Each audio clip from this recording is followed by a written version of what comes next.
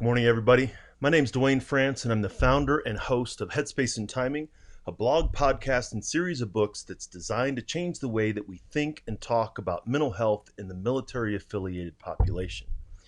Welcome to the preview of episode 145 of the Headspace and Timing podcast. On today's episode, I had a great conversation with two-time veteran Aaron Hale, a veteran of both the Navy and the Army.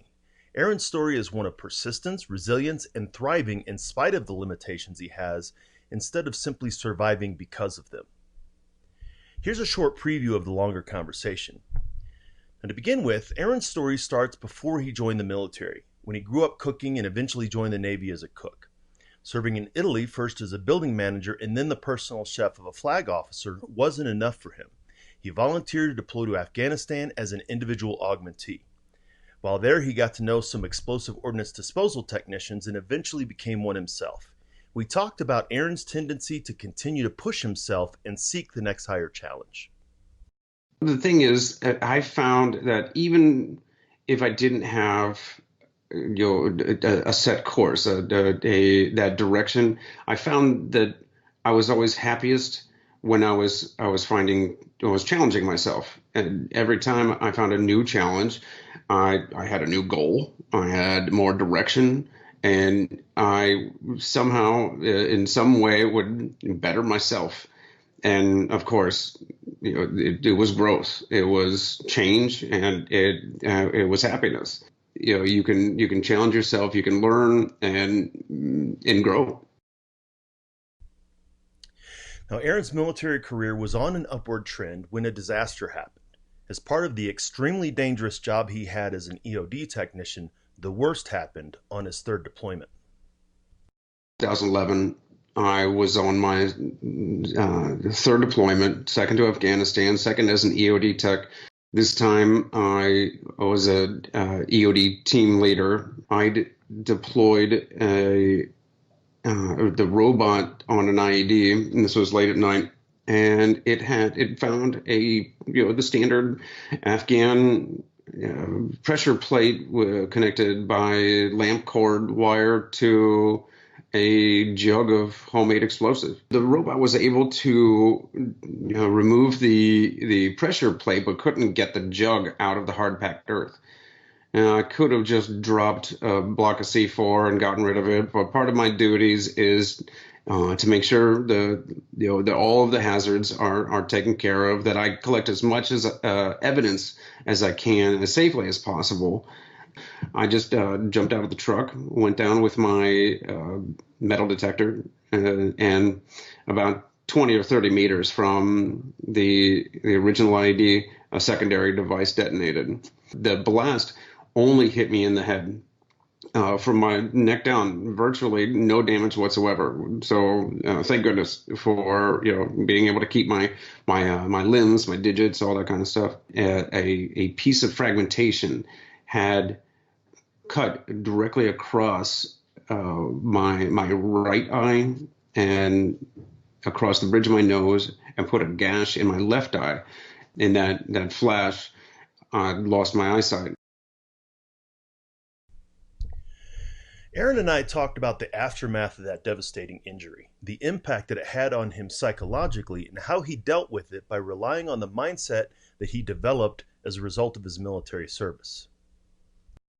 I don't know where my resilience came from, or my optimism. I guess I'm naturally I've got a positive outlook, which really helped.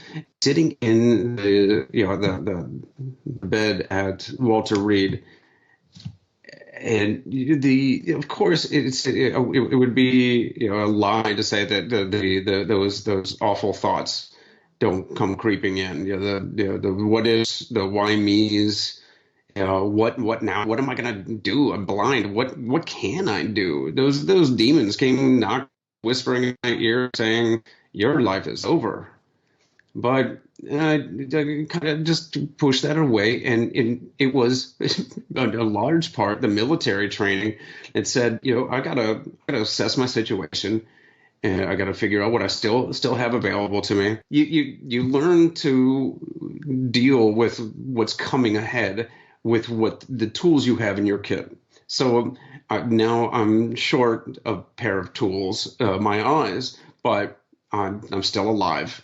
I've still got plenty of tools. I've got a great team, my family, my friends, tons of support behind me. I got to figure out what to do. Now, Aaron described how important it was for him to continue to challenge himself in much the same way he did before he was injured by the IED. Without continued effort towards growth and improvement, he said that he found himself in a pretty bad place. I was completely deaf for over 6 months. And it's such an isolating feeling, such a horrible, whether you have some kind of disability or not, we often find a comfortable place where we can rest because change, growth, it's hard, it's uncomfortable, and comfortable is, well, comfortable. But I've found that if I sit back, and I found this from a lot of my fellow disabled friends and all my friends who lead happy lives, is that they're not they're not satisfied with sitting back in being comfortable, because there's this common feeling that if we're not growing, we're doing the opposite. There is no actual status quo. Yeah, I feel it myself. If I'm not running, if I'm not working out, I start feeling the wheels falling off, or I feel those demons start knocking again. And just when you think Aaron's life can't get any more difficult, he had a bout of spinal meningitis that rendered him completely deaf. Eventually, he regained the ability to hear through cochlear implants, but it was another challenge that he felt he had to overcome. So he turned to something that was a constant in his life, his love of cooking. I was completely deaf for over 6 months. And it's such an isolating feeling, such a horrible, lonely place to be blind and deaf and just not know how long it was going to last. My whole world ended at the ends of my fingertips. It was like I said, it could have been, it would have been really easy to feel sorry for myself, but the holidays were coming. We invited the whole family, friends. We were going to have a feast, and one thing I did know is I could still cook. I couldn't see the food, I couldn't hear the food cooking, but I knew what to do. So I began making this elaborate feast. I started weeks in advance. I was making desserts and just freezing them or whatever, what have you. And I was making a ton of fudge. My wife, actually my girlfriend at the time, she said she noticed something she hadn't seen in 6 months. And there was a smile on my face because I was doing something. I was actively engaged in something. And I realized that I was happiest when I was doing something for somebody else.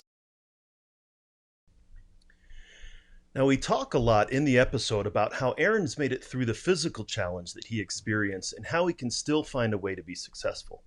As I mentioned in the beginning, his is a story of perseverance and determination and doing things one step at a time until a lot of steps accumulate into a bunch of really extraordinary accomplishments. I don't spend much time on what I can't do. I focus on what's possible, even if it's hard. And I just set a goal, set a plan. I start working towards it. Even if I just have to put my head down and start working on putting one foot in front of the other. And the most literal example of that is when I didn't have any balance.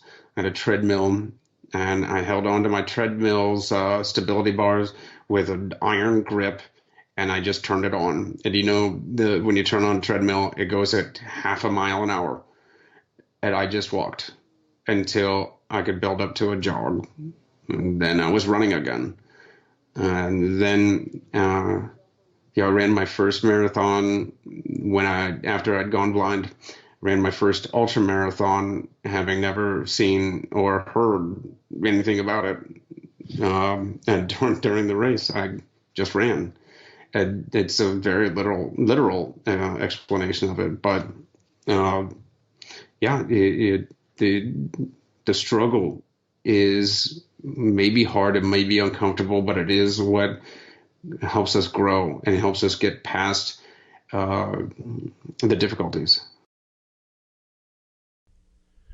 Now, Aaron and I talk a lot more in the longer conversation. He describes the IED Blast and its aftermath in much greater detail, how he and his wife came to found their company EOD Fudge, where EOD doesn't stand for Explosive Ordnance Disposal, but Extraordinary Delights, and what it's like for Aaron to inspire others to thrive in spite of their limitations. You can hear the full episode by going to veteranmentalhealth.com/HST145. If you want to find more about veteran mental health, you can check out my books, Combat Vet Don't Mean Crazy and Headspace and Timing. You can get them by going to veteranmentalhealth.com/Amazon. And if you want to make sure that you get all of the episodes of Headspace and Timing, go to veteranmentalhealth.com/podcasts. And you can see here, you can scroll down, pick your podcast player of choice, like we use iTunes here, hit the subscribe button, and you'll make sure that you get all of the episodes as they're released. Thank you for taking the time to listen and learn more about veteran mental health, and I'll look forward to talking to you next time.